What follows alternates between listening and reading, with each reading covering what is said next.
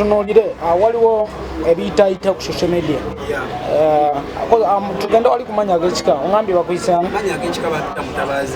Mutabazi Frank tutunuulire waliwo ebitambula ku social media abigamba nti waliwo omuyimbi amanyikiddwa nga Fresh Daddy mwine enkwatagana gye mumukwataganamu. Fresh Daddy by the way taata wange nze nazaalibwa nga mama wange ngamba taatawo bayita Mutabazi Paul taatawo abeera Luweero mukugamba mbu taatawo abeera Luweero walogezeko ko Luweero n'omulaba Luweero nagenda mama wange yantwalayo nga ndi mwana muto yantwala Luweero nga ndi mwana muto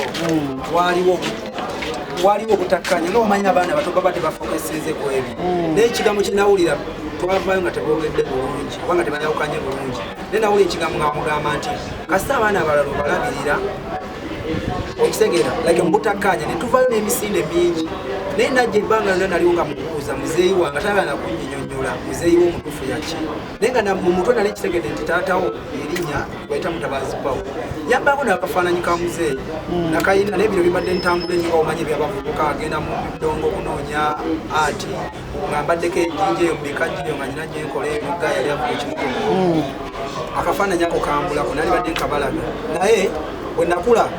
njagala okubeera olwongejjo emyaka emeka olwejjo emyaka emeka twagenderayo egyo so agijjukira emyaka gyokka ekizibu ogijjukira naye bwe naddamu okuddamu okumubuuzaako yandaga nti agala kuddamu wadde okuwulya kuhaso ze yayitamu ng'ali nange okubonaabona kwe yankulizamu ng'ali nange yandaga nti yeetaata nze mmanye ebikwatako oli ndowooza yali abulako kimu kuŋŋamba nti oba yafa okitegeera naye nakitegeera bwe nakulakulamu netegeera obuzibu abantu bwe bakulamu bwegamba nembeera nga nasobola okubanga sikyajjukira bulungi myaka ate maama wange bwe yagezaako okugeza bwe nagezaako mumubuuza naŋŋamba nti yandaga nti ayagala kunnyonnyola bifa kwani ku musajja oyo kitegeeza waliwo obutakkanya bungi oba si kyo nga yamulekera nze nehasolinga naye muhasoze ekikukanga bwozimanyi nagezaako nkunkuza kuba nagezaako nnyo okwagala okumanya ewatuufu wemba kuba buli muntu mu nsi muno aba ayagala amanyi byava kati bino ebirala ebyamawulire nze mbadde nga sagala mawulire kuba nakimanya nakitegeera nawulira Fresh Kid nze Fresh Kid saamumanya nga muganda wange okuva edda Fresh Kid namumanya taata we amaze kuvaayo nti ye taata w'omwana kati nagenda okulago bagamba taata w'omwana nga amanyege Mutabazi Paul ate nga kifaananyi kyemmanyi muzeeyi wange era bantu njagala ensi etegeere nti nze sivuddeyo kwesigaako ki kuba mbadde natandika dde okuyimba emyaka ndowooza nga ne Fresh Kid tannabako ng'ali bebi waba aba wa myaka 7 kati kitegeeza yali bebi okitegeera nze oba natandika okuyimba nga natandika okuhasolinga n'ensi tutunuulire mama waliya mama wange gyali ali side zero ku Engeri kati naye bwe twava nzijukira ebiseera bwe twali obukojjabwe waliwo bayiteeka wanda matuga awo twabeerawo nnyo waliwo twali tubeera nayeakisana kati awo wetwava netugenda eruweero kati awo weyava nadda erukwenge naye avaawo nga bambi nga omanya abakyala nga alina ebizibu bingi yasobola kubanga asobola okunkwasaganya okuddamu okulaba ate olwedde yali waliwo obukyayi ku bbo yasobola kuddamu kubanga asobola okubakwasaganya nze nandeka nagenda wabula kyenagezaako okumugamba yandaga nti ayagala ndowooza mumanyi kufa kwani era kyemmanyi naabiraba bino oba naawulira ajja kunyingiramu kubanga tayagala manja bikwata ku muntu oyo bayita Mutabazi oba kati abantu bayita Fresh Daddy nganta era alina obimanya olw'ensonga alina okulaga ekuba ettuufu nga lirambulukufu eriraga nti Frank tata we yonna era yonna gye binagwera anza okumaliriza kimiriddemu n'agamba nti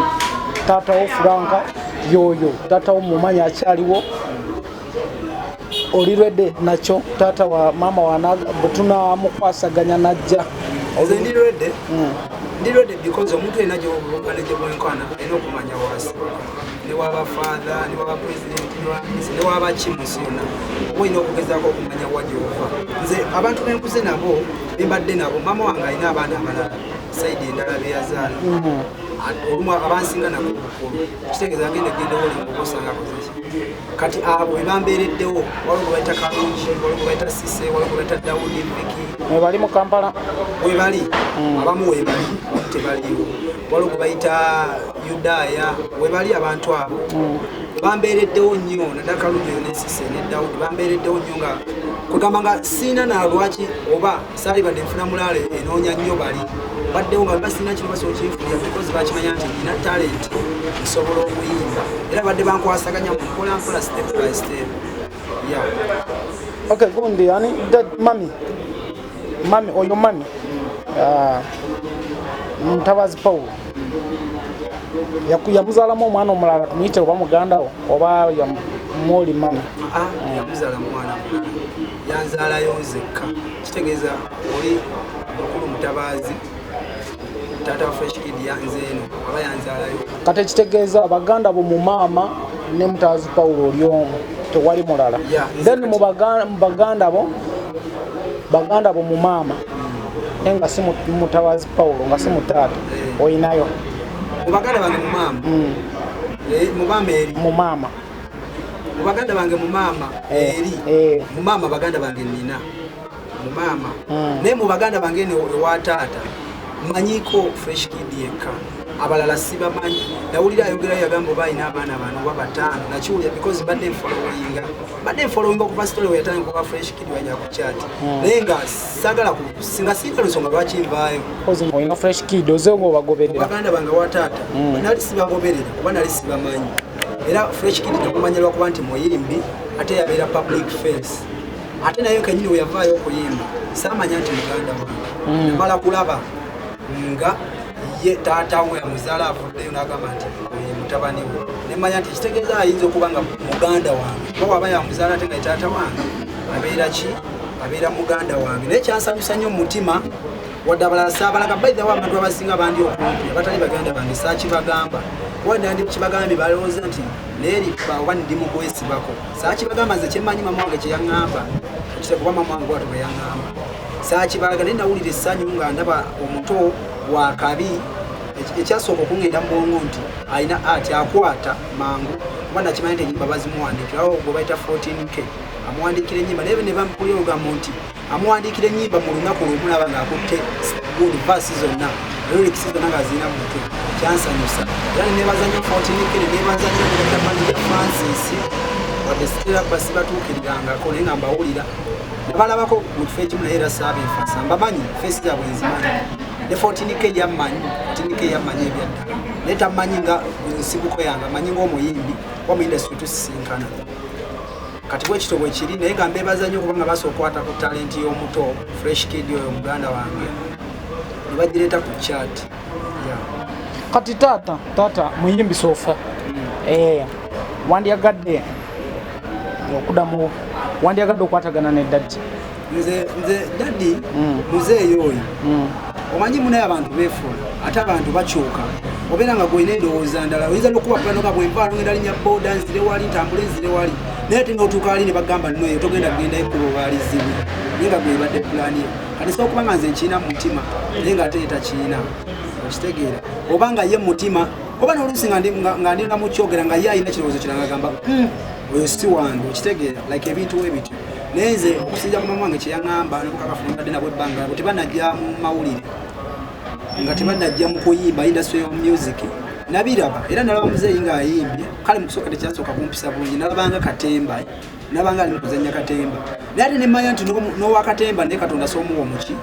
mukisa n'akola ki n'abeera wakabi n'omuntu newabaera tayimba bulungi kubanga nze mu industry ebbanga lyenbaddemu ndabyeko abantu abatayimba bulungi naye ate ne bafuuka basita Katonda kugamba babakuwadde omukisa gwe bagukuwadde era mbadde followinga mana bambi abantu abamu bayomba abamu bakyagala abamu tebakyagala waliwo abakyagala nkibasanyusa nga komedi abalala nga tebakyagala balaba basumbuwa industry naye lwakuba Katonda bwakuwa omukisa tafa ku kikyoli Katonda bwasalawo nti gwe beera kino newoba obadde otunda nnyanja newoba obadde mulimu osookera ku makya nga gwe number 1 star okitegeera ali mu ggwanga owakabi kati kyanyiizaamu naye nengamba owaayi ensibwetota tomanya naye katalenti yali akalinamu ng'omuzeeyi kuba ate kati Fresh Kid aba yakajjawa